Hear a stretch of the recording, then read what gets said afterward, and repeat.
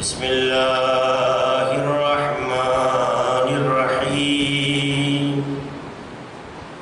الحمد لله الذي أرسل رسوله بالهدى ودين الحق ليظهره على الدين كله ولو كره المشركون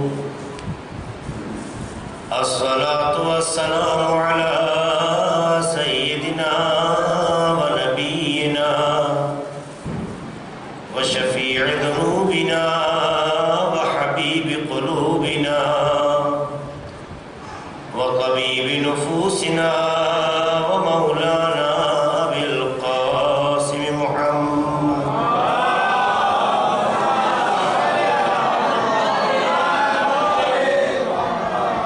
وعلى أهل بيته الطيبين الطاهرين المعصومين المظلومين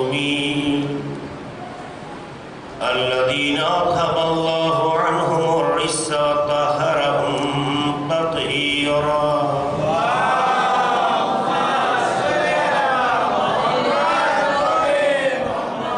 ولعنة الله على أعدائهم وغاصبي حقوقهم ومنكري فضائلهم أجمعين من ليلنا هذا إلى قيام يوم الدين أما بعد فقد قال رسول الله صلى الله عليه وآله وسلم أكرموا العلماء فإنهم ورثة الأنبياء من أكرمهم فقد أكرم الله ورسوله صلوات الله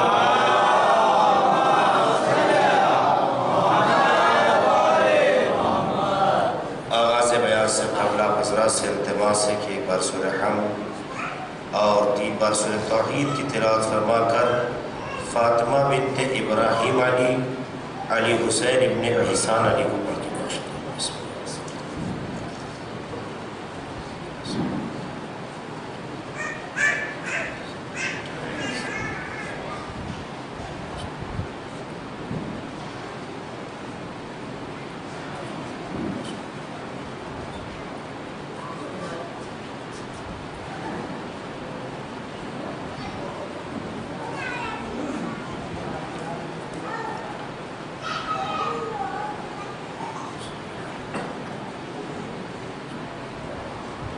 صلوات پڑھتے محمد علیہ وسلم۔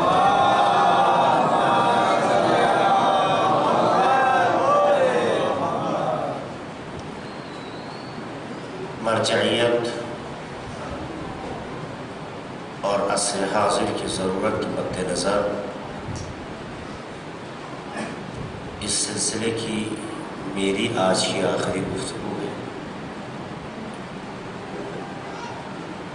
آپ کے سامنے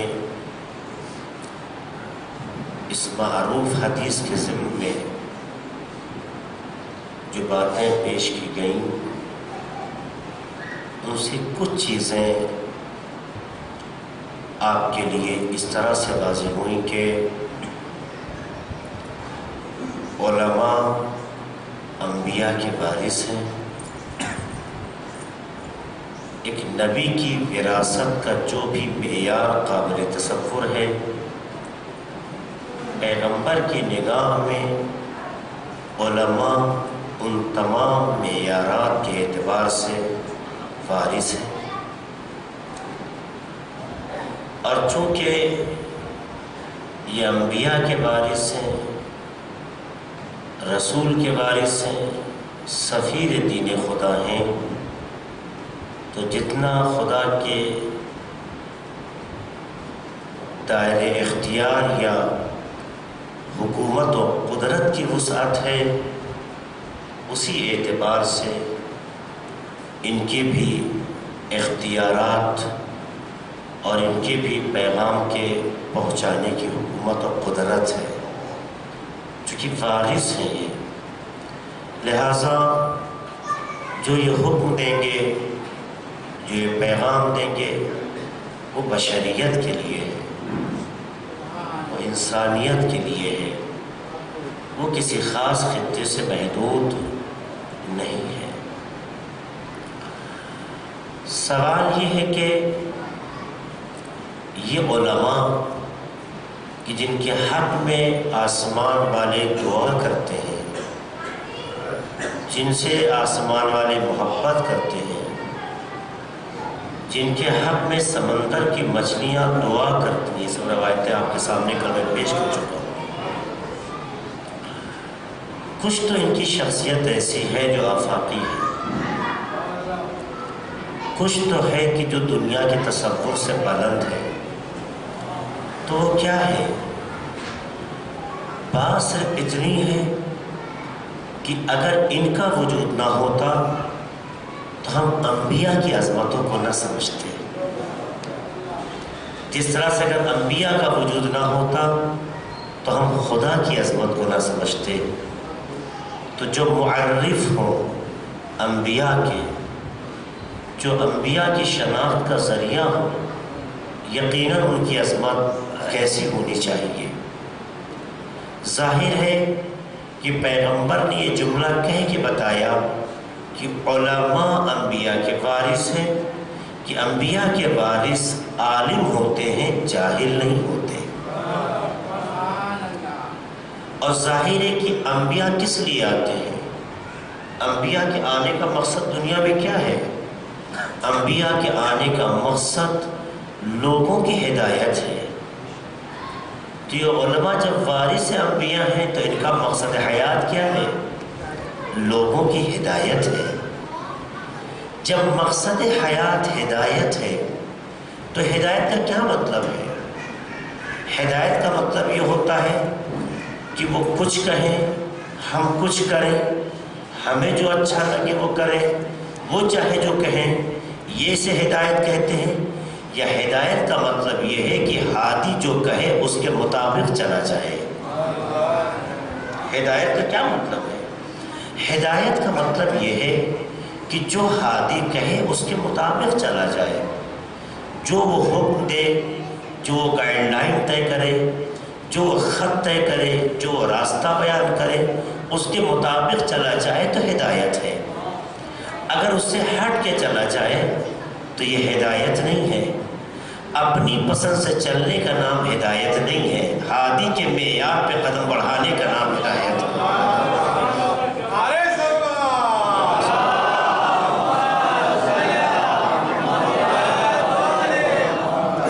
جب ہادی کے معیار پہ قدم بڑھانے کا نام ہدایت ہے، ظاہر ہے جس طرح سے دنیا میں بھی ہم دیکھتے ہیں کہ ایک شہر کی مختلف سڑکوں پر چلنے کے لیے نگر مہاپالکا کی طرف سے کچھ بہرحال علامتیں، نشانیاں، کچھ مارک کے طور پہ چیزیں لگائی جاتی ہیں اور کہا جاتا ہے کہ اس راستے پہ آپ چلیں۔ کہیں کہا جاتا ہے ساودھان رہیں، کہیں کہا جاتا ہے ساودھانی برتیں، کہیں کہا جاتا ہے کہ اسپیڈ کو کنٹرول کریں۔ یہ ساری علامتیں کس لیے ہیں؟ یہ اس لیے ہیں تاکہ انسان کو نجات حاصل ہو سکے، انسان کسی حادثے سے دوچار نہ ہو، انسان کسی غلط راستے پہ نہ نکل جائے۔ یہ ساری علامتیں انسان کو دشا بتانے کے لیے ہے۔ یہ سارے مارک کہ جتنے بھی طریقے ہیں یہ اس لیے ہیں تاکہ انسان کو غلطیوں سے، حادثے سے، غلط راستے پہ چلنے سے بچایا جا سکے۔ اب کوئی مارک لگا ہو کہ کرپیا ادھر سے مت جائیے گا، مگر آپ ادھر ہی نکل جائیں، تو پھر آپ کی ضمانت کسی پہ نہیں ہوتی ہے۔ اگر کوئی حادثہ ہو جائے تو کوئی اس کا ذمہ دار نہیں ہوتا ہے۔ یہ ہدایت کی علامتیں ہوتی ہی اس لیے ہیں تاکہ انسان گمراہی سے بچ سکے اور غلط راستے سے نجات پا سکے۔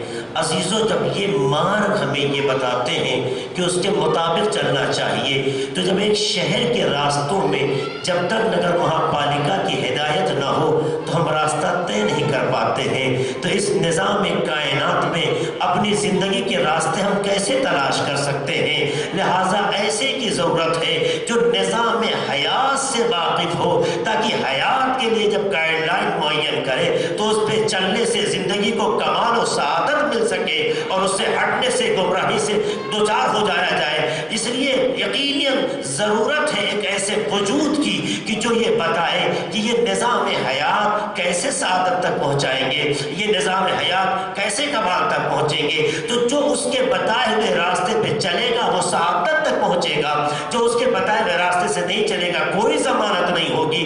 تو عزیزوں، علماء کی اتباع سعادت تک پہنچاتی ہے، ضلالت تک نہیں پہنچاتی ہے۔ اگر یہ انبیاء کے وارث ہے جیسا کہ حدیث کہہ رہی ہے تو اس کا مطلب یہ کہ آپ کے لیے گائیڈ لائن معین کرتے ہیں، آپ سے زندگی کا اختیار سلب نہیں کرتے ہیں، آپ کو جینے کا سلیقہ سکھاتے ہیں۔ دیکھیے، انسان کی زندگی ایک نظام کا نام ہے، زندگی ایک نظام ہے۔ زندگی کے دو پہلو ہیں، ایک کا تعلق مادیت سے ہے اور ایک کا تعلق جسمانیت سے ہٹ کے، جسے مادیت کہتے ہیں اسے جسمانیت کہتے ہیں، ایک کا تعلق روحانیت سے ہے، یعنی مادہ جسے جسم سے بھی تعبیر کر سکتے ہیں ایک چیز ہے انسان کی زندگی میں، اور دوسری چیز کا نام روح ہے، جس کو آپ دوسرے لفظوں میں نفس بھی کہہ سکتے ہیں ایک تعبیر کے اعتبار سے۔ یعنی ایک جسم ہے انسان میں، ایک نفس ہے۔ انسان کی زندگی میں دو چیزیں ہیں، جسم بھی ہدایت اور نظم کا محتاج ہے، نفس بھی ہدایت اور نظم کا محتاج ہے۔ اگر انسان کی زندگی کو کمال تک پہنچانا ہے تو جب تک یہ دونوں چیزیں بیلنس نہیں ہوں گی کمال حاصل نہیں ہو سکتا۔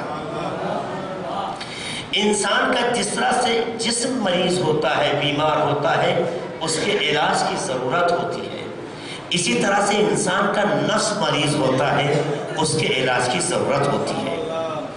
جب انسان کا جسم مریض ہوتا ہے تو انسان اس جسم کی اصلاح کے لیے کس کے پاس جاتا ہے؟ کس کے پاس جاتا ہے؟ اس کے پاس جاتا ہے جو اس کا علاج میں ماہر ہو۔ اب ایک انسان پہ ڈیپینڈ کرتا ہے کہ اپنے جسم کو کتنی اہمیت دیتا ہے۔ جتنا وہ جسم کو اہمیت دے گا اسی اعتبار سے اس کے علاج کے لیے فرد کا انتظام کرتا ہے۔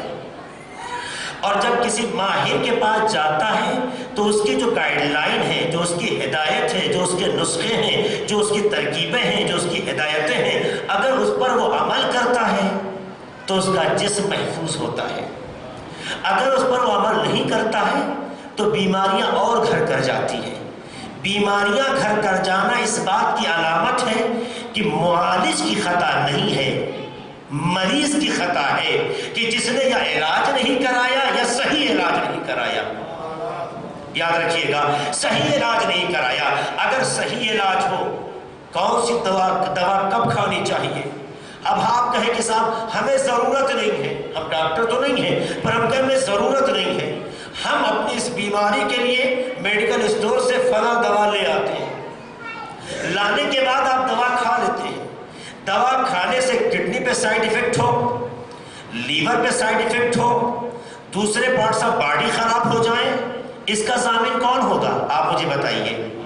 اس کا ضامن میڈیکل اسٹور نہیں ہوگا، اس کا ضامن وہ انسان ہوگا کہ جو بیماری کے صحیح معالج کے پاس نہیں گیا ہے۔ پتا چلا کہ جس چیز کے آپ ماہر نہیں ہیں، اگر اپنی فکروں کے استعمال سے اس میں اپنے خیالات کا استعمال کرنے لگے تو بجائے اس کے کہ بیماری دور کر سکے مزید بیماریوں کو اپنے جسم میں جگہ دے دیتے ہیں۔ غور کیجیے گا جو بات کہنا چاہتا ہوں، یہ بہت اہم ہے، جہاں تک لے جانا چاہتا ہوں۔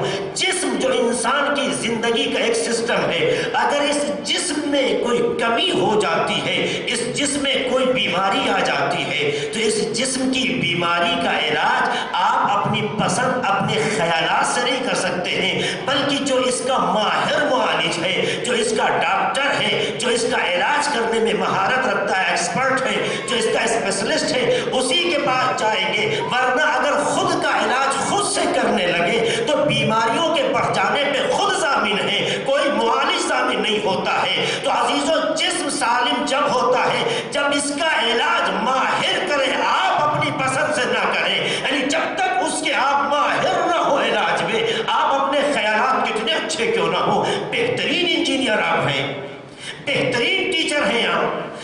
بہترین آرکیٹیکٹ ہیں آپ، بہترین دوسرے علوم کے ماہر ہیں آپ، بہترین مولانا ہیں آپ، لیکن ڈاکٹر نہیں ہیں، تو جب آپ اپنے جسم کے ایکسپرٹ نہیں ہیں، معالج نہیں ہیں، تو تمام علوم جو آپ نے حاصل کیے ہیں، چاہے وہ انجینئرنگ ہو، چاہے وہ ڈاکٹری ہو، چاہے وہ میتھمیٹکس ہو، چاہے دوسرے علوم ہو، محترم تو ہیں مگر آپ کے جسم کی سلامتی کا وسیلہ نہیں ہے۔ جب تک اس جسم کی سلامتی کے ماہر سے اس کا علاج نہ کیا جائے، اسی طرح سے جب انسان کا نفس مریض ہو جائے، انسان کا نفس مشکلات سے دوچار ہو جائے، انسان کا نفس ہدایت کا محتاج ہو جائے، تو پھر جو نفس کا ماہر معالج ہے وہی اس کا علاج کر سکتا ہے۔ اگر اس کا سہارا نہ لیا گیا تو کبھی نفس کا علاج نہیں ہوگا۔ لاکھ بڑے انجینئر ہو، لاکھ بڑے ڈاکٹر ہو، لاکھ بڑے آپ کو ایکسپرٹ ہو کسی سبجیکٹ کے، مگر جب ماہر نفس اور معالج نفس کا سہارا نہیں لیں گے تو آپ کا نفس کبھی اصلاح نہیں پائے گا۔ اور یاد رکھیے گا، اگر انسان کا نفس بیمار ہو، اگر انسان کا نفس بیمار ہو تو اس نفس کی بیماری سے انسان کا وجود کتنا اچھا کیوں نہ ہو، انسان مردہ کہلاتا ہے۔ اور جب انسان مردہ کہلاتا ہے تو وہ زندوں کے درمیان رہنے کے قابل نہیں ہوتا ہے۔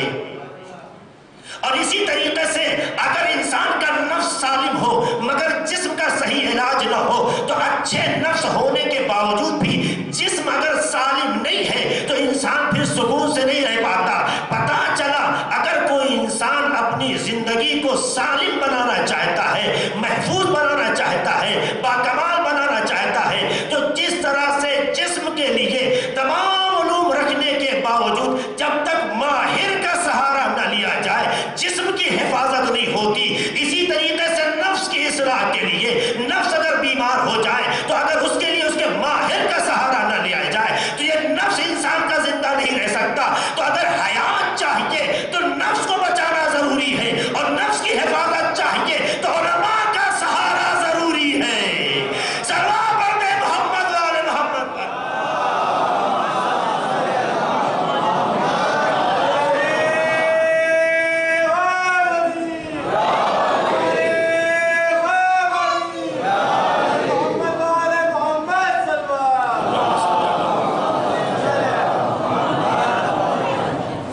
سکتے ہیں، اسی لیے ان دونوں معالج کا، ان دونوں علاج کرنے والوں کا جو ماہر ہیں ہر زمانے میں ہونا ضروری ہے۔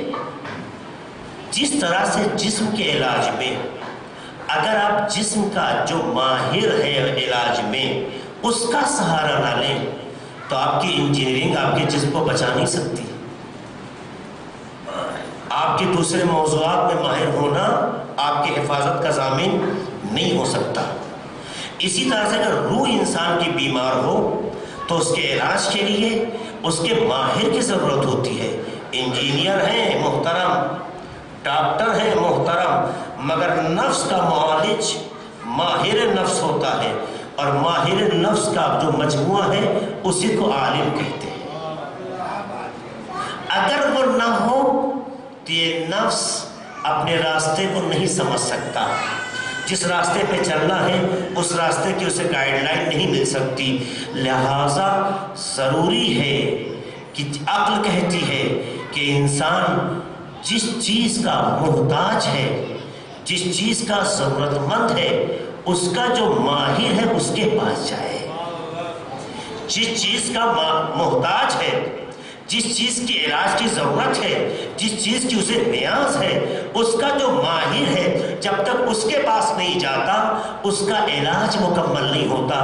آپ مجھے بتائیے کہ اگر کوئی جسم کا علاج کسی ایسے ڈاکٹر سے کرے کہ جو نیم حکیم خطرے جان ہو، جسے اپنی زبان میں جھولا چھاپ ڈاکٹر کہتے ہیں، تو آپ مجھے بتائیے کیا انجام ہوتا ہے؟ کیا انجام ہوتا ہے؟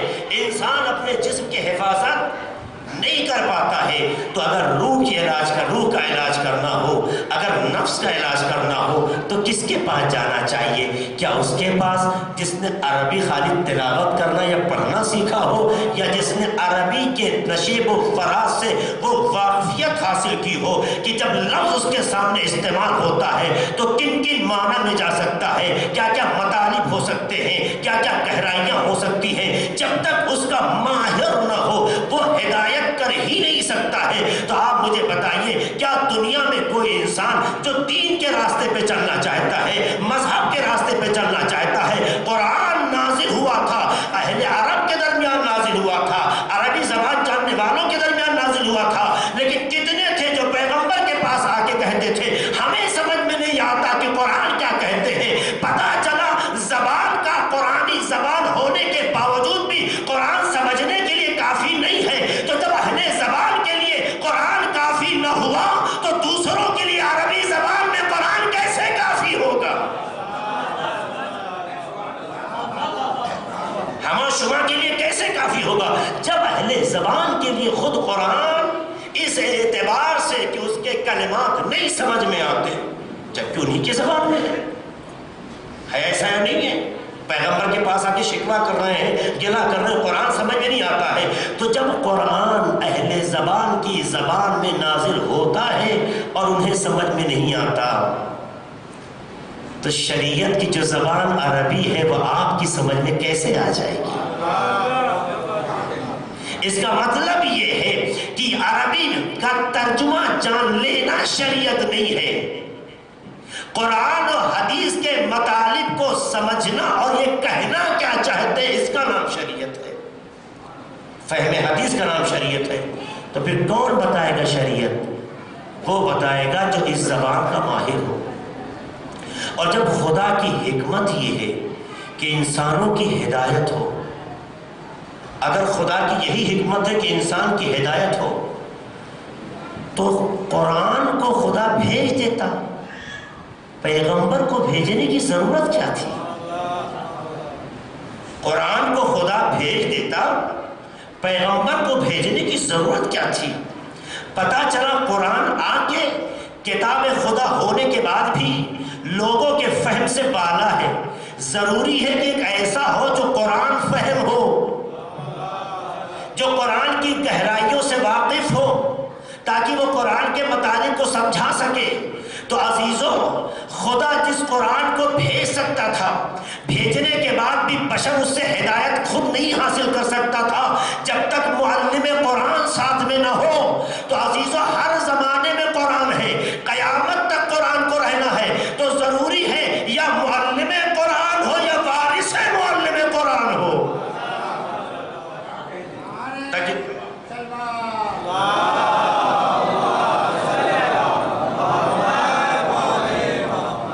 یہ وہ ضرورت تھی کہ جس ضرورت کے پیش نظر معصومین علیہ السلام نے اس حکمت کے تقاضے کے پیش نظر جس سے وہ آگاہ ہیں اسباب مہیا کرنے شروع کر دیے، اور پیغمبر کے زمانے سے ہی یہ تربیت شروع ہوئی، اور عصر معصومین علیہ السلام میں یہ تربیت اور بڑھ گئی۔ کیوں؟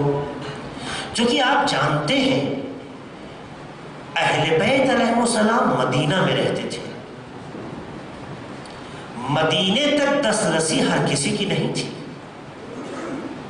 ہر وقت معصوم علیہ السلام بھی ہر جگہ نہیں پہنچتے تھے، لہذا ہدایت کا سلسلہ کہیں ناقص نہ رہے، اس لیے اہل بیت علیہ السلام نے ایسے افراد کی تربیت شروع کر دی کہ جو دور دراز علاقوں میں جہاں پہ تشنگاہ میں دین الہی ہیں، جہاں پر دین الہی کے پیاسے ہیں، ان تک شریعت کے قانون پہنچائے جا سکے، اس لیے اہل بیت علیہ السلام نے ایسے افراد کی تربیت شروع کی۔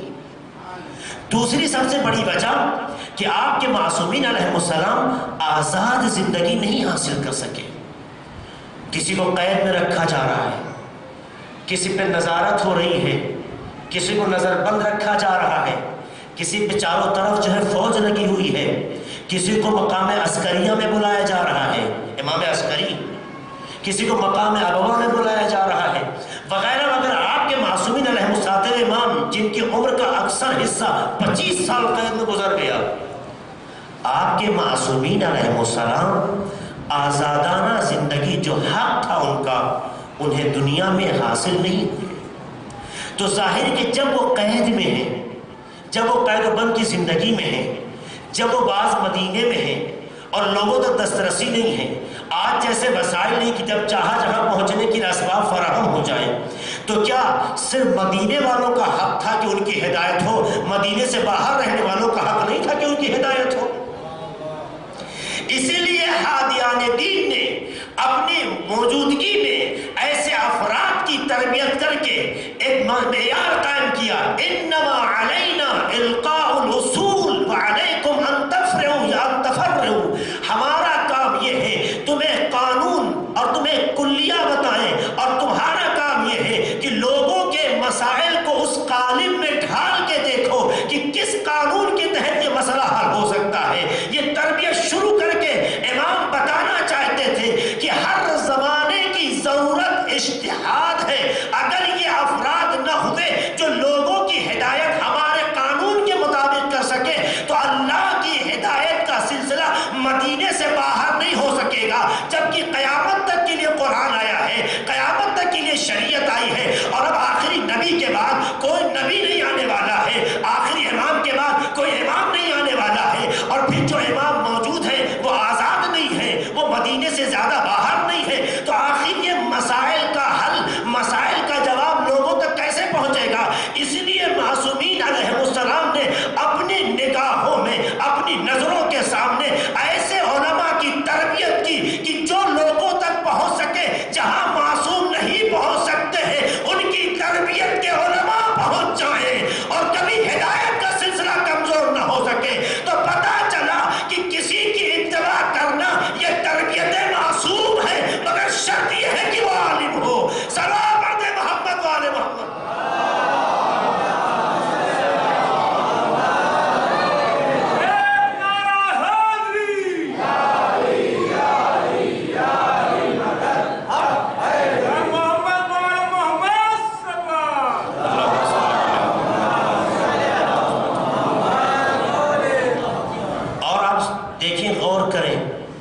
معصومین علیہ السلام کی جو خود کلمات جو ان کی زبان مبارک سے صادر ہوئے، قطعاً یہ کلمات مختلف حالات، مختلف مواقع کے اعتبار سے، کہیں تقیہ کے حالات ہیں، کہیں شیعوں کی حفاظت اور خوف کے حالات ہیں، کہیں دوسرے ماحول ہیں. اس لیے معصوم کے کلمات میں کہیں اطلاق ہے، کہیں تقیید ہے، کہیں عام ہے، کہیں خاص ہے، کہیں دو باتیں آپس میں ٹکراتی نظر آ رہی ہیں. کبھی کچھ لوگوں نے کہا کہ کلام تو ان کا ہے مگر آؤ اس میں کچھ اضافہ کر دیا جائے یا کچھ کمی کر دیا جائے. یہ وہ حالات ہیں کہ جس کی وجہ سے معصوم کے کلمات کا پہچاننا مشکوک ہو جاتا رہا ہے. ایسی صورت میں عام کس صورت میں ہے، خاص کس صورت میں ہے، مطلق کہاں ہے، مقید کہاں ہے، دو باتیں ٹکرا رہی ہیں، ان کا حل کیسے نکالا جائے. اس کے لیے معصومین نے علماء کی تربیت کی اور ایک نظام بیان کیا. یہ نظام اسی لیے بیان کیا تھا کہ ہر کوئی معصوم تک پہنچ نہیں سکتا مگر معصوم کا پیغام پہنچایا جا سکتا ہے. تو جب پہنچایا جائے تو صرف پہنچنے پر معصوم کا کلام ثابت نہ ہو بلکہ معصوم کہنا کیا چاہتے ہیں یہ سمجھنے والے افراد ہونا چاہیے.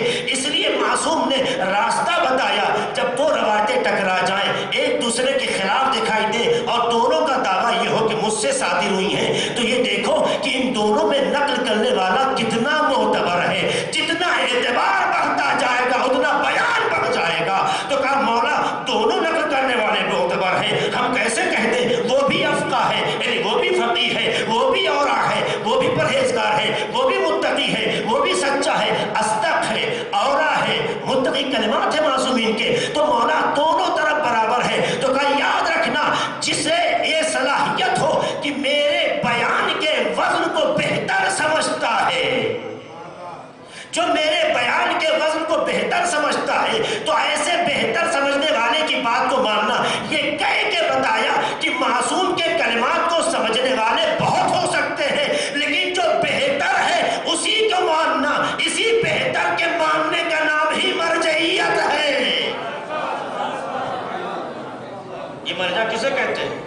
مجتہد کسے کہتے ہیں؟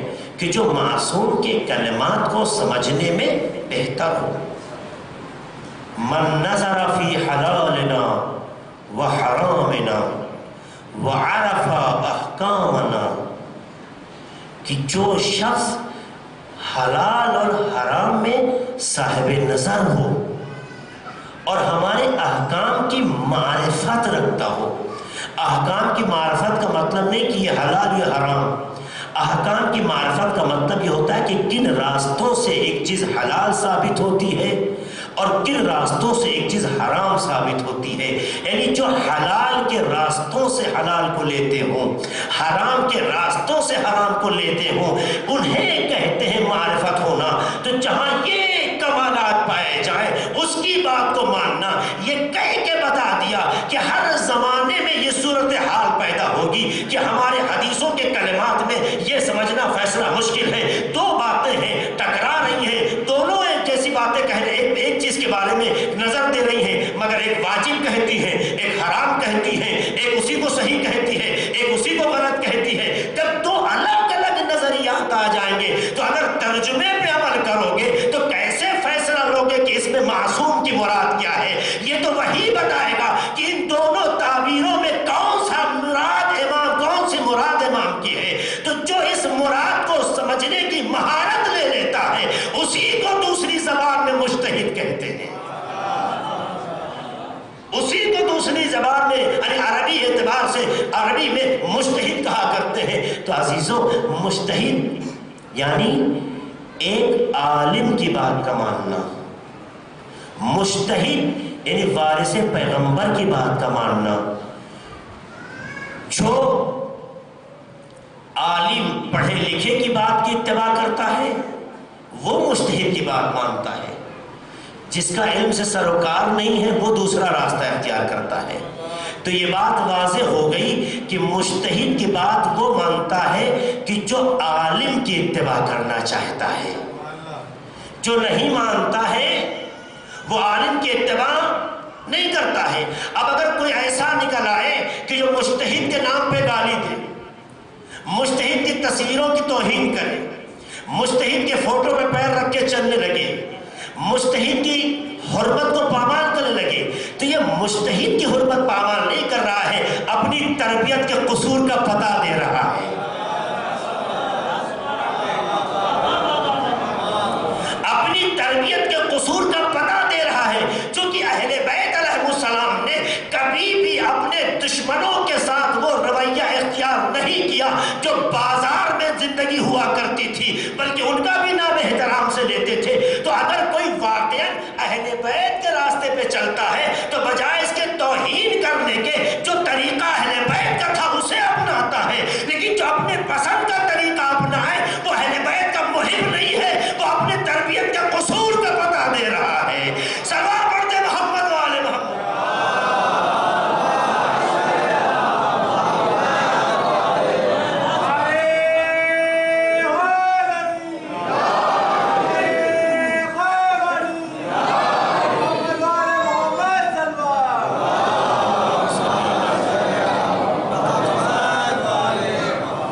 اسی لیے دیکھیے ابان ابن تغلب امام محمد باقر علیہ السلام کے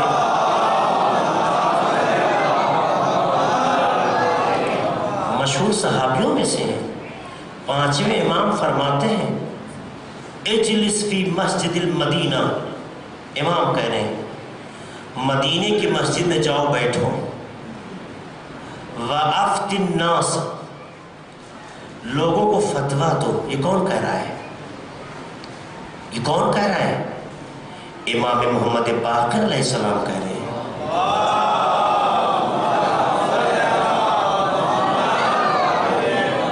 اور صرف یہی جملہ نہیں، جو لوگ بہت اپنے کو اخباری کہتے ہیں، یہ بھی روایت سنا رہا ہوں، یہ بھی حدیث کی کتاب میں روایت ہے. یہ کوئی میں اپنی طرف سے جملہ نہیں کہہ رہا ہوں. یہ کون سی اخباریت ہے کہ معصوم کا وہ جملہ تو ہم مانیں گے، یہ جملہ نہیں مانیں گے. جو معصوم کے کلمات میں بھی اپنی پسند کو ڈال دے اسے اخباری کہتے ہیں. آج کا اخباری آج کا جو اخباری ہے اس کا مطلب یہ کہ وہ معصوم کی بات نہیں ماننا چاہتا ہے، اپنی پسند کو ماننا چاہتا ہے، ورنہ وہی معصوم کہتے ہیں۔ یہ پانچ امام کا جملہ ہے۔ افت الناس، مسجد مدینہ میں بیٹھو، فتویٰ دو، فَإِنِّي أُحِبُّ أَن يُرَى فِي شِيعَتِي مِثْلُكَ، کیونکہ میں چاہتا یہ ہوں کہ میرے شیعوں میں تم جیسے لوگ ہوں۔ پتہ چلا شیعہ محمد باقر میں عباد ابن تغلب جیسے لوگ ہوں۔ کون لوگ؟ وہ جو فتویٰ دے، تو فتویٰ دینے والا وہ ہے جو محبوب محمد باقر ہے۔ تو جو فتویٰ دینے والے کو برا بھلا کہتا ہے یا توہین کرتا ہے، یہ اس کی توہین نہیں کر رہا ہے، امام محمد باقر کی توہین کر رہا ہے۔ صلوات پڑھیں محمد والے محمد پر۔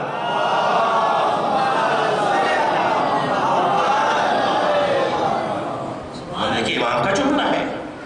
محمد ابن مسلم، اس طرح کی شخصیتیں امام نے تربیت دی ہے، انہیں تعلیم دی ہے، انہیں آمادہ کیا ہے۔ سچ بتائیے، انصاف سے بتائیے، 1400 برس کا عرصہ اسلام کے آئے ہوئے گزر گیا، ٹھیک؟ اگر آپ یہی مان لیتے ہیں کہ خالی کتابوں میں حدیث کا آ جانا اسلام کے لیے کافی ہے، اگر آپ یہی مان لیتے ہیں تو کم سے کم اتنا تو ہونا چاہیے کہ آج کے زمانے میں بھی لوگ شریعت سے واقف ہوں۔ اتنا تو ہونا چاہیے، قانون اسلام سے واقف ہو۔ یہ کتاب آج اتنے زمانے سے ہونے کے باوجود بھی، اتنا عرصہ گزرنے کے باوجود بھی، لوگوں کے درمیان موجود ہونے کے باوجود بھی آج چھوٹے چھوٹے مسائل لوگوں کو پتہ نہیں ہے۔ اس کا مطلب یہ ہوتا ہے کہ صرف کتاب کے ہونے سے مشکلات حل نہیں ہوتی ہیں، جب تک کتاب کے اندر ہوئے مطالب کو بیان کرنے والا استاد نہ ہو، جب تک اسے بیان کرنے والا استاد نہ ہو، تو اگر استاد نہ ہو تو آج جو کچھ بھی دین اور مذہب کے نام پہ ہے، اگر نہ ہوتا تو کچھ بھی نہ ہوتا۔ تو یاد رکھنا، آج اگر ہمارے اندر شرافت نفس ہے، آج ہمارے اندر مذہب کی پابندی ہے، آج ہمارے اندر نیک نامی کا جذبہ ہے، آج ہمارے جوان مسجدوں کی زینت ہے، تو یاد رکھنا اس ایک وارث پیغمبر خمینی کا اثر ہے۔ ورنہ لوگ بتائیں، آج سے 39 سال پہلے مسجدیں ہوتی تھی مگر صفحے نظر نہیں آتی تھی، عبادت گاہیں ہوتی تھی، ویران ہوتی تھی، لیکن جب وارث پیغمبر سامنے آتا ہے اور انقلاب لاتا ہے تو ان کے انقلاب سے اتنا جوان چڑھتے دکھائی دیتے ہیں کہ آج مسجدوں کی شان جوان ہو گئے ہیں۔ تو عزیزوں، جس کے ایک انقلاب سے جوان اتنا مذہب کی طرف آتا ہے، تو اگر اس کے بیانات لوگوں تک پہنچ جائے تو کیسا انقلاب آئے گا؟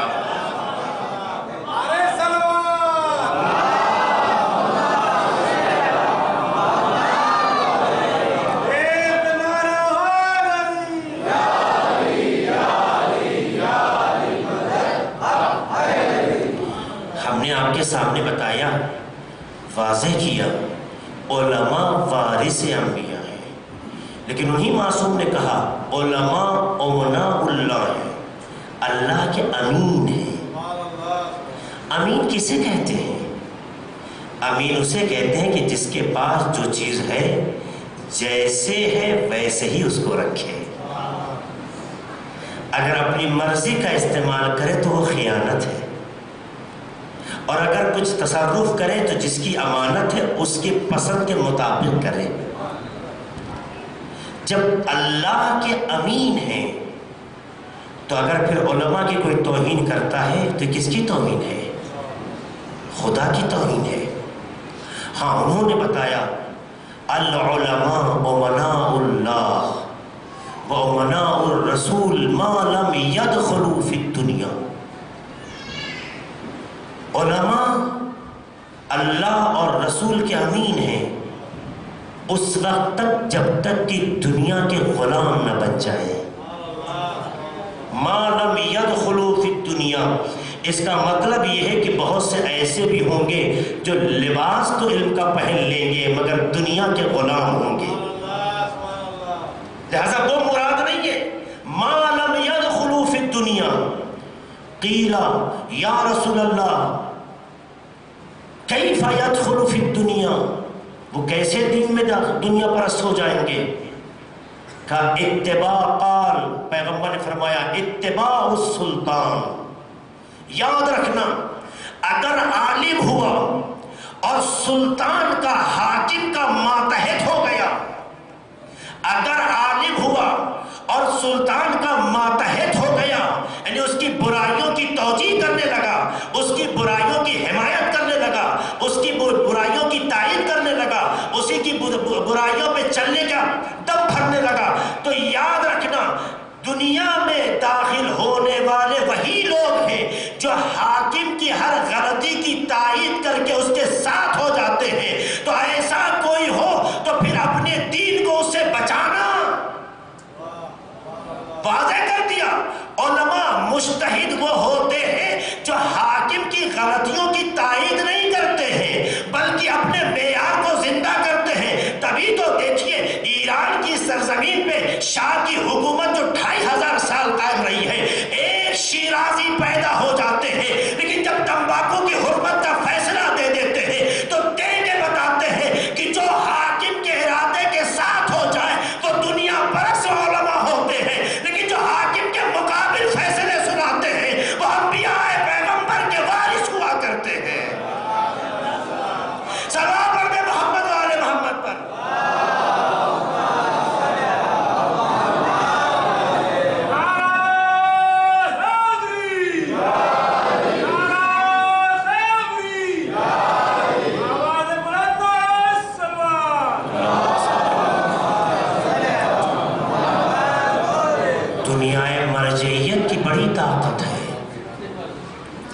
اتنی بڑی طاقت ہے کہ دنیا اس نظام کو توڑنے میں کتنا سرمایہ گزاری، کتنی دولت، کتنے افکار کو اکٹھا کر رہی اور خرچ کر رہی ہے، آپ سوچ نہیں سکتے ہیں۔ چونکہ مرجعیت نے دین کو بچایا ہے، مرجعیت نے انسانیت کو بچایا ہے، مرجعیت نے شرافت کو بچایا ہے۔ اسے سمجھنے کی کوشش کریں۔ اگر آپ مرجع کے تابع ہو رہے ہیں تو اس کا مطلب علم کے تابع ہیں۔ کیا علم کے تابع ہونا کوئی بری بات ہے؟ کیا علم کی اتباع کرنا کوئی عیب ہے؟ آپ میتھ میں کسی کے نظریات پڑھتے ہیں، آپ سائیکولوجی میں کس کے خیالات پڑھتے ہیں، آپ کیمسٹری میں کسی کے خیالات کے ساتھ ہوتے ہیں، تو کیا یہ جہالت ہے؟ کیا یہ گمراہی ہے؟ یہ تو دنیا کا نظام ہے کہ جہاں ہم سے بہتر علم ہو اس کی بات کو ایکسپٹ کر لیا جائے۔ یہ دنیا کا نظام ہے، جہاں ہم سے بہتر علم ہو وہاں پر اس کی اتباع کر لی جائے۔ علم کی اتباع کا نام تقلید ہے، جہل کی اتباع کا نام تقلید نہیں ہے۔ اس کا مطلب اگر کوئی تقلید کرتا ہے تو اس کا مطلب یہ نہیں ہوتا ہے کہ وہ جہالت کی اتباع کر رہا ہے، اس کا مطلب یہ ہے وہ علم کی اتباع کرتا ہے۔ اگر دنیاوی امور میں علم کی اتباع لوگ کیا کرتے ہیں تو کیسے دین کے مسئلے میں جہل کی اتباع ہو سکتی ہے؟ اس کا مطلب یہ ہے کہ دنیا میں اہل بیت نے اگر نظام تقلید کا درس دیا ہے تو جہل کی اتباع نہیں کرائی ہے، علم کے تابع کر کے بتایا ہے کہ جہاں علم ہوتا ہے وہی سعادت ہوتی ہے، جہاں یہ اتباع نہیں ہے زوال ہے، اور جہاں تابعیت ہے وہاں کمال ہے۔ صلوات پڑھ دیں محمد و آل محمد۔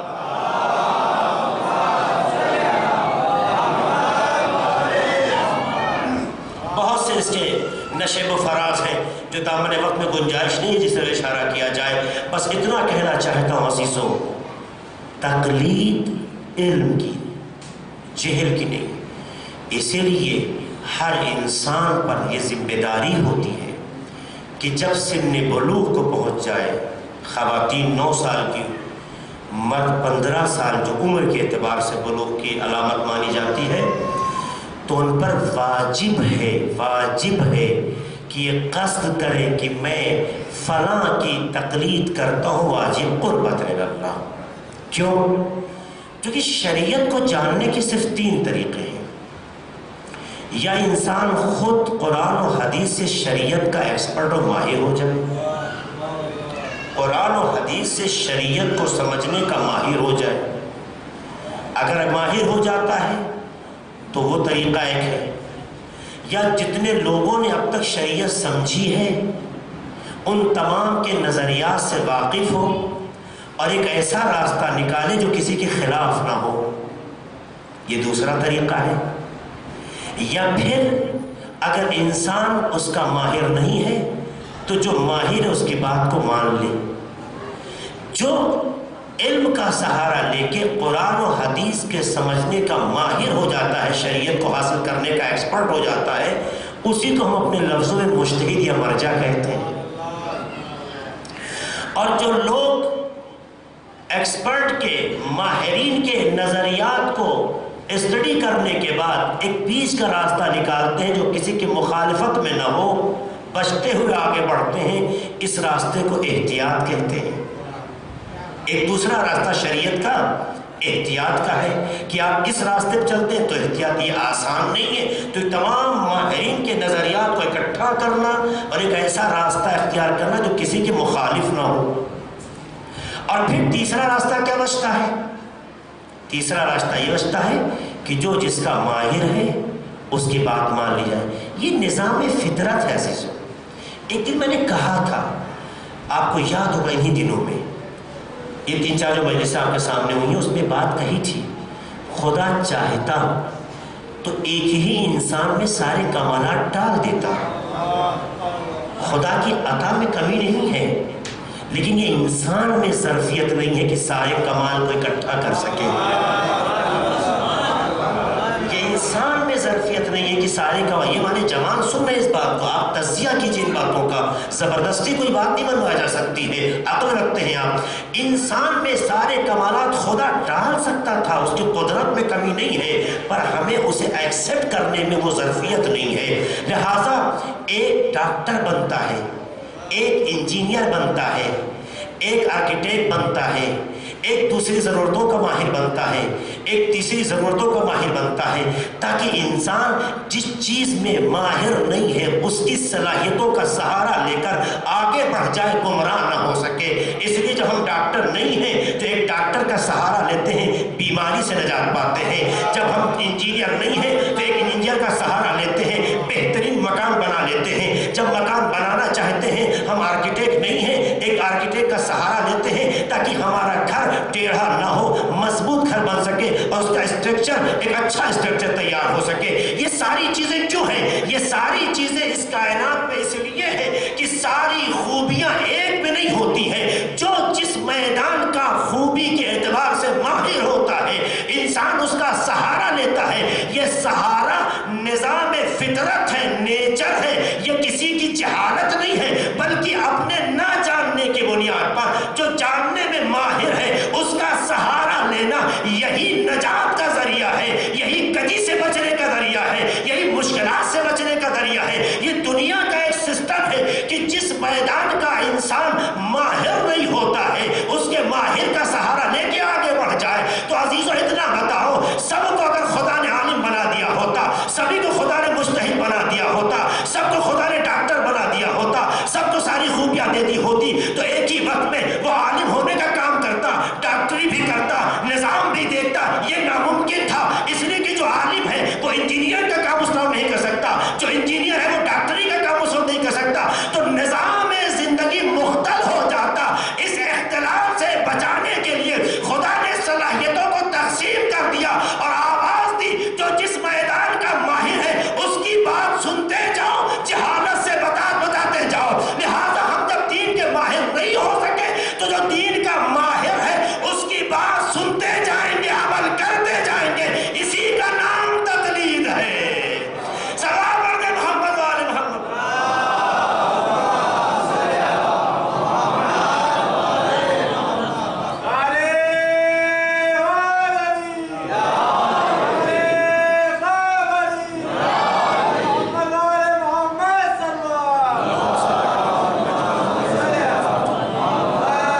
اس کا نام تقلید ہے، ورنہ آپ کیسے خدا کی بارگاہ میں جواب دے ہوں گے کہ میں نے جو یہ نماز پڑھی، نماز میں جو شک ہوا، شک کی جو اصلاح کی، کس بنیاد پر؟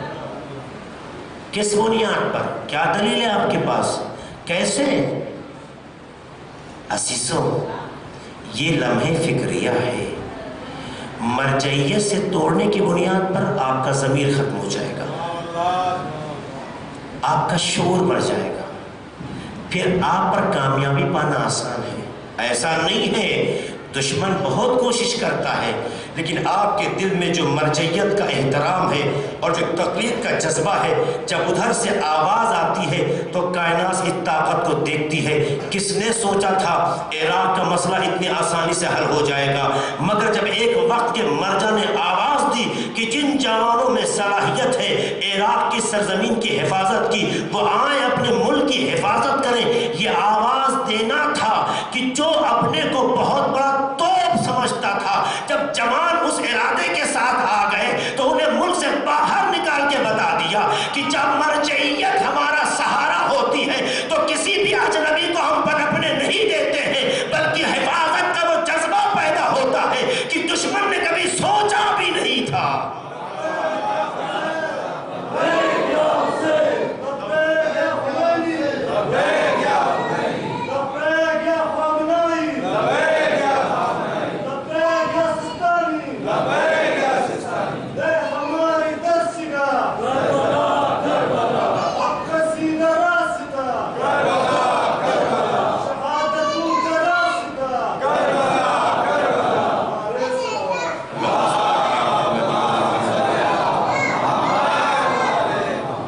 جب انسان بالغ ہو جاتا ہے، سن بلوغ پہ پہنچتا ہے، تو چونکہ اس کے اندر شریعت کو حاصل کرنے کی مہارت نہیں ہے، تو پھر جس میں مہارت ہے اس کے لیے وہ ارادہ کرتا ہے کہ میں تقلید کرتا ہوں فلاں کی واجب قربۃ اللہ، اور اگر ابھی تک کسی نے نیت نہ کی ہو تو اس نیت کو کرے۔ جنہیں مرجع اور مجتہد سمجھتا ہے ان کی نیت کرے، ان کا ارادہ کرے، چونکہ اگر ارادہ کیے بغیر عمل انجام دیتے ہیں تو اس عمل کا ضامن کون ہے؟ اس عمل کی ضمانت کون لے گا؟ اہل بیت علیہ السلام نے اس کی تربیت کی۔ مولا کائنات کی ایک حدیث سناتا ہوں، صلوات پڑھیں محمد علیہ محمد۔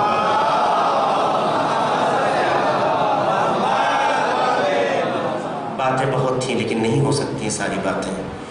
امام فرماتے ہیں من اجاب المؤذن وَأَجَابَ الْعُلَمَاء، جو مؤذن کی آواز پر لبیک کہتا ہے اور علماء کی اتباع کرتا ہے۔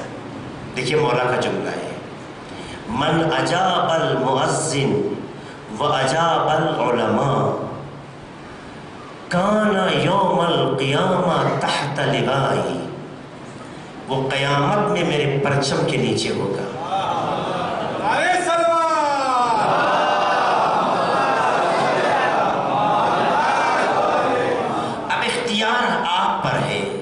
علی کے پرچم تلے آنا چاہتے یا نہیں؟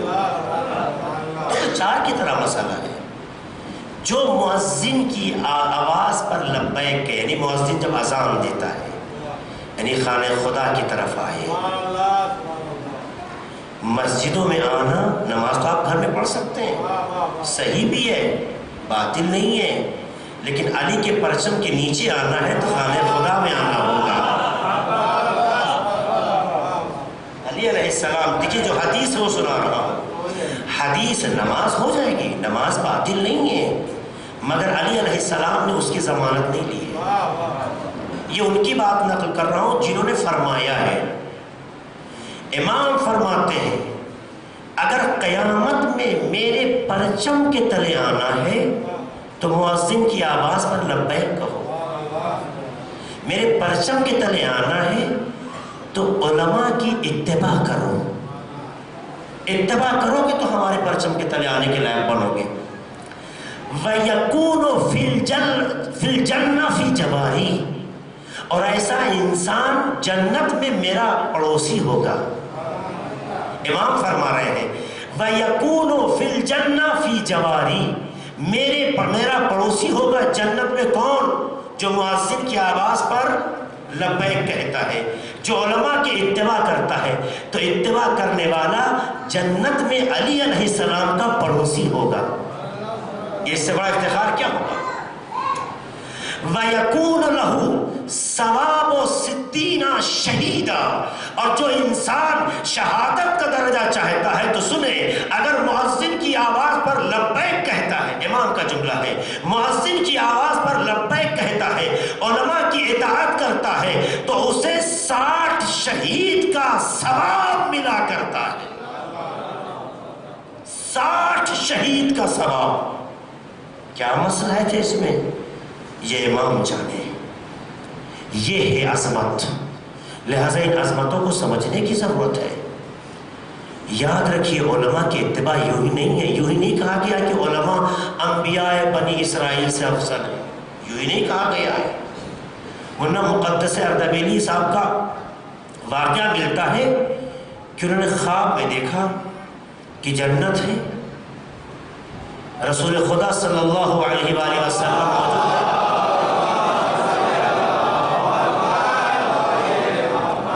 ان کے پاس جناب موسیٰ بھی بیٹھے ہوئے ہیں. مقدس اردبیلی صاحب کا بیان ہے کہ میں نے خواب میں دیکھا کہ جناب موسیٰ نے جب میری طرف دیکھا تو پیغمبر سے پوچھا یہ کون ہے؟ سنیے گا جملہ. پیغمبر سے پوچھا یہ کون ہے؟ تو پیغمبر نے فرمایا آپ خود ہی پوچھ لیجئے. جناب موسیٰ نے جناب مقدس اردبیلی کی طرف رخ کیا اور کہا آپ کون ہیں؟ تو کہتے ہیں میرا نام احمد ابن محمد ہے، میں اردبیل کا رہنے والا ہوں، نجف میں سکونت اختیار کیے ہوں، نجف کے فلاں کوچے میں، فلاں محلے میں، فلاں گلی میں رہتا ہوں. جناب موسیٰ نے پلٹ کے کہا میں نے آپ کا نام پوچھا ہے، آپ اتنی تفصیل کیوں بیان کرتے ہیں؟ سنیے گا، آپ کا نام پوچھا ہے، آپ اتنی تفصیل کیوں بیان کرتے ہیں؟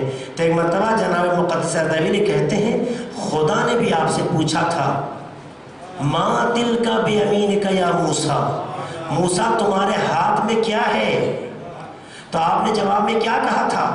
قال ہی عصایا، یہ میرا عصا ہے، اتوکل علیہا، میں اس پر تکیہ دیتا ہوں، وَأُحُشُّ بِهَا غَنَمِي، اور اپنے گوسفندوں کے لیے، اپنی بھیڑ بکریوں کے لیے اس سے چارہ علف یہ انتظام کرتا ہوں. یہ جملے آپ نے، اللہ نے تو پوچھا تھا کہ آپ کے ہاتھ میں کیا ہے، تو آپ نے تفصیل بتائی. پر جناب موسیٰ پلٹ کے کہتے ہیں یا رسول اللہ آپ صحیح فرماتے ہیں کہ آپ کے علماء انبیاء بنی اسرائیل سے افضل ہیں.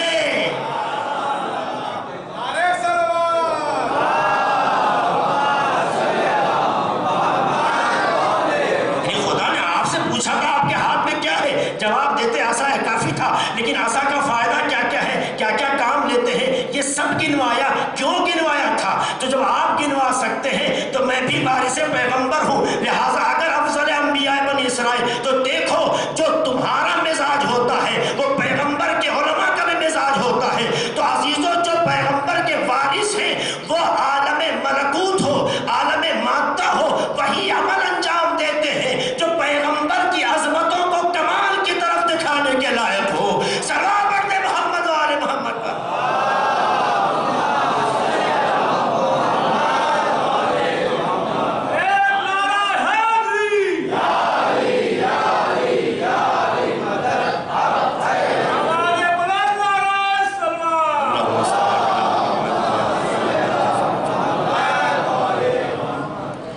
تو یہ ہے مرجعیت، یہ ہے نظام جو اہل بیت علیہ السلام نے ہر دور میں افراد تیار کیے.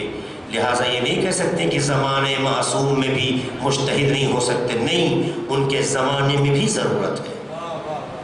ان کے زمانے میں اور امام نے تربیت کیے، نمونے کتابوں میں موجود ہیں. میں نے آپ کے سامنے کچھ واقعات نقل کیے ہیں. زمانے میں اس لیے کہ امام تربیت کر سکے، اور ظاہر ہے کہ امام معصوم ہر جگہ نہیں. اور سچ تو یہ ہے کہ اگر ساری باتوں کو اکٹھا کیا جائے تو نظام اجتہاد و مرجعیت کا بہترین تعلق امام کے اثر غیبت سے ہے. جہاں امام ظاہر تھے اور ہر کوئی نہیں پہنچ سکتا تھا، یا امام ہر کسی تک نہیں پہنچ سکتے تھے، جب وہاں یہ تربیت کی جا رہی تھی تو حقیقت میں یہ چھوٹے چھوٹے نمونے تھے جو آخری حجت کے زمانے کی ضرورت تھے. تاکہ زمانے میں یہ کوئی نہ کہہ سکے کہ ہادی نہیں ہے۔ آج زمانہ یہی تو تعجب کر رہا ہے، امام تو پردہ غیب میں ہے مگر اس قوم کی ہدایت کا سسٹم کمزور نہیں ہوتا ہے، یا اس لیے نہیں ہوتا ہے کہ اس سسٹم کو سمجھانے والے وہ نائب موجود ہیں کہ جو امام سے جوڑ کے بتاتے ہیں۔ اگر غلاموں نے شریعت اتنی بچائی ہے تو جب آقا سامنے ہوں گے تو کیا کمال ہوگا۔ صلوات پڑھ دیں محمد والے محمد پر۔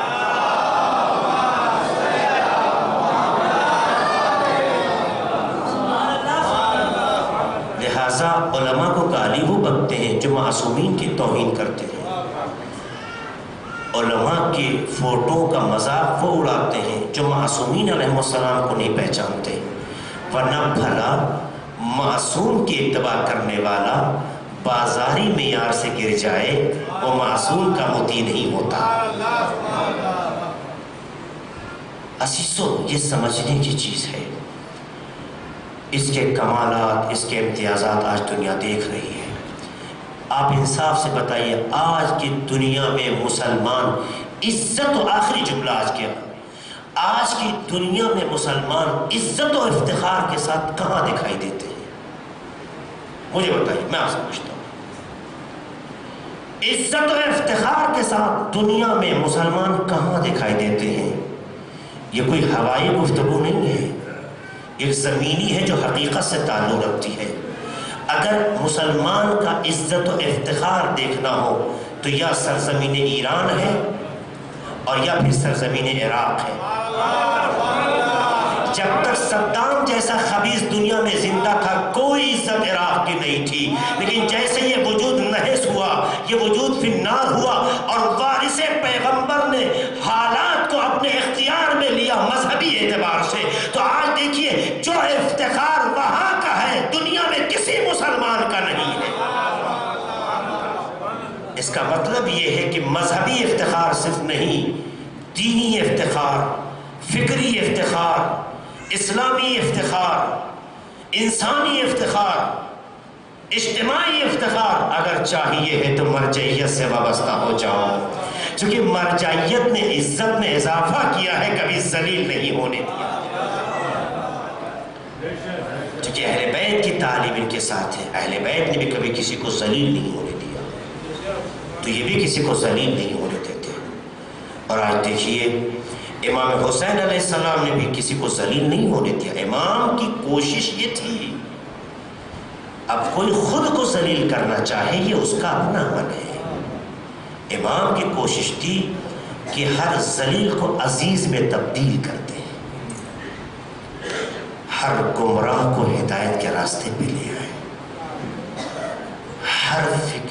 ہر وہ فکر جو بھٹکی ہوئی ہے اس کو صحیح گائیڈ لائن دے سکے۔ اس کے سوا امام حسین نے کیا کیا ہے؟ یہی کام امام حسین کا تھا، اسی ہدف کو لے کے آگے بڑھے تھے۔ یعنی اگر امام حسین اس جذبے سے آگے نہ بڑھتے تو جن کے مقدر سنور گئے وہ کبھی نہ سنورتے، کبھی نہ سنورتے۔ اس لیے ان کے وارث بھی مقدر کو سنوارتے ہیں، آقا نے بھی مقدر کو سنوارا ہے۔ بس اس وقت مقدر سنورتا ہے جب ان کے راستے پہ چلنے کا جذبہ پیدا ہو جاتا ہے۔ خالی نام لینے سے مقدر نہیں سنورتا، راستے پہ چلنے سے مقدر سنورتا ہے۔ تو جو امام حسین کے راستے پہ چلے ان کا مقدر سنور گیا۔ یہ جملہ جو آپ کہتے ہیں فَيَا لَيْتَنِي كُنْتُ مَعَكُمْ فَأَفُوزُ فَوْزًا عَظِيمًا، فَأَفُوزَ فَوْزًا عَظِيمًا، اے کاش میں بھی ہوتا تو کامیاب ہوتا۔ یہ راستہ حسین نے بند نہیں کیا ہے کہ اگر کربلا میں نہیں آ سکے تو کیا ہوا؟ کربلا سے 61 ہجری میں محدود نہیں ہے، ہر دور میں کربلا ہے۔ تم کربلا کے راستے پہ چلتے رہو، خود بخود فوزن عظیمہ کی منزل پہ پہنچ جاؤ گے۔ جو کربلا کے راستے پہ چلتے ہیں وہ واقعاً ہر زمانے میں شہادت کا بھی درجہ پاتے ہیں اور فوز عظیم پر نائل ہوتے ہیں۔ امام حسین علیہ السلام نے زندگیوں کو نجات دی ہے، شریعت کی حفاظت کی ہے، وقت شیطانوں سے شریعت کو آزاد کرایا ہے، اور آزاد کرا کے بتایا ہے کہ یہ شریعت جب ہی آزاد ہوگی جب وقت کا معصوم ہو یا تربیت شدہ معصوم ہو. اگر وہ نہیں ہے تو یہ شریعت کبھی آزاد نہیں رہ سکتی. عزیزو، اگر آج کے زمانے میں بھی شریعت کو آزادی دلانا ہے تو مرجعیت سے وابستہ ہونا پڑے گا. اور مرجعیت ہے جو کربلا کی حفاظت میں لگی ہوئی ہے. امام خمینی کا جملہ یاد ہے، اتنا بڑا انقلاب لانے کے بعد کیا کہتے ہیں؟ ہمارے پاس جو کچھ ہے وہ محرم سفر سے ہے. ہمارے پاس جو کچھ بھی ہے یہ محرم السفر ہے جس نے اسلام کی حفاظت کی ہے. یہ جملہ کہہ کے بتانا چاہتے ہیں امام حسین نے جو آواز بلند کی تھی اسی کے مصداق کا نام خمینی ہے. اور اگر اسلام کو بچانا ہے تو اسی راستے پہ چلنا ہوگا. اس سے ہٹ کے چلو گے تو اپنی خواہش کا اسلام ہوگا، تو یزیدی اسلام تو ہو سکتا ہے، حسینی اسلام نہیں ہوگا. امام نے یہ جو شہادت دی تاکہ انسان کو جھجوڑ سکے، انسان کے ذہنوں کو بیدار کر سکے، جو بزدلی ہے اسے قوت میں تبدیل کر سکے. کربلا میں امام حسین کی شہادت نے بزدل دلوں کو مضبوط بنایا تھا، اس لیے توابین کا گروہ وجود میں آیا.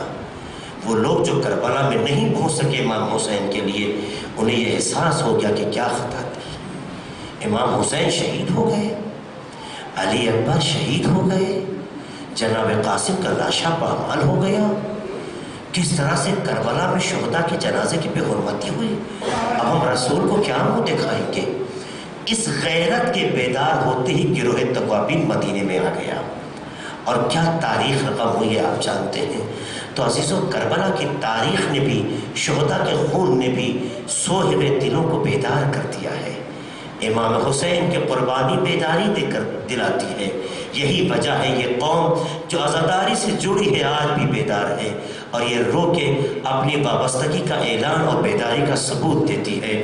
کیوں نہ حسین پہ گریہ کیا جائے، کیوں نہ حسین کی مظلومیت پہ آنسو بہائے جائے، کیوں نہ سید سجاد کی مظلومیت پہ انسان کا دل لرزنے لگے. چونکہ یہ وہ جوان ہے جس کی غیرت کو کافی للکارا گیا ہے. یہ وہ جوان ہے جسے تڑپا تڑپا کے رکھا گیا ہے. ہر لمحے پہ یہ جوان تڑپتا تھا مگر کوئی نہ تھا جو درد کو بانٹے. اگر درد کو بانٹنے والے تھے بھی تو ان میں اتنے فاصلے رکھے گئے تھے کہ ایک دوسرے کو درد کو بانٹنے کے حالات فراہم نہیں تھے. جناب زینب کا ہاتھ بندھا ہوا ہے، شاید ہاتھ آزاد ہوتا تو بھتیجے کے سر پہ ہاتھ رکھ کے کہتی، اے میرے لال تم گھبراؤ نہیں، تمہاری پھوپھی ماں زندہ ہے. اے میرے لال تمہاری ماں تمہارے ساتھ، تمہاری پھوپھی ماں تمہارے ساتھ ہے. یہ جذبات ہوتے ہیں تسلی کے لیے. لیکن کربلا کے مسافروں کو اتنا تڑپایا گیا، ہاتھ تو بندھے ہوئے ہیں، سر سے بیردائی کا عالم ہے. اور اس کے بعد جب انہیں کوفے سے شام تک لایا گیا ہے تو شام کے بازار میں جب کھڑا کیا گیا ہے تو انداز یہ ہے کہ اسیروں کو ایک جگہ رکھا جاتا ہے، شام کے لوگ اکٹھا ہو جاتے ہیں، فوجیوں نے اپنے حصار میں لے لیا ہے. امام زین العابدین کا جملہ سنیے گا، آپ کے آقا امام یہ جملہ کتنے درد کے ساتھ نعمان ابن منذر سے کہتے ہیں، نعمان تمہیں پتا ہے، ارے جب ہمارے اہل حرم کو مدینے کوفے سے شام لایا گیا تو شام لانے کے بعد فوجیوں نے حصار میں لے لیا اور اپنی خوشی کے اظہار میں کوئی انہیں نیزے چبھاتا تھا، کوئی تلوار سے ایذا دیتا تھا. میرے ہاتھوں میں ہتھکڑیاں ہے، میرے پاؤں میں بیڑیاں ہے. میں ایک جوان فرزند اس خاندان کا اس ماحول کو دیکھ رہا تھا. بیویوں کی نگاہوں میں آنسو ہے مگر کوئی کیا کر سکتا ہے سوائے یا حسین. کیسی منزل ہے